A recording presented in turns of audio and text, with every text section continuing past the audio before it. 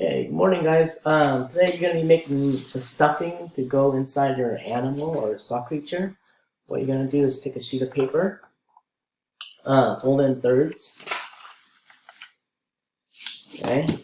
Fold this in half, and fold that in half, okay?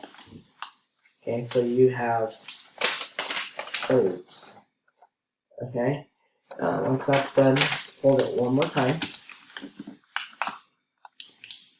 okay? And then you're going to go and cut it out into little strips, really thin, tiny strips. Okay, so you're going to see, look at this. Okay, I'm going to cut it out like so. Okay, your strips should be this thin, okay?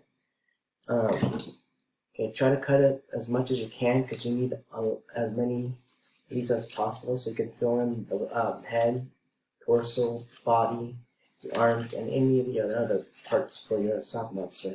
Okay, once you cut it all down into strips,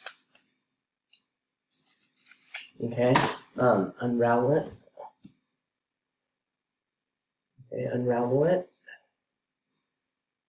And we'll just kind of bundle it up, okay? And then get an extra set, get a sandwich bag, and start filling it up.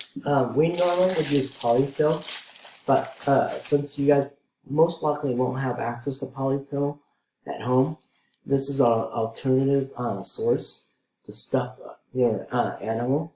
Your other options is to use cotton or cotton balls. If you have cotton balls at home, that'll work just fine. But the key is we need a shelter in place, and I recommend that you try to use items that you have around the house, okay?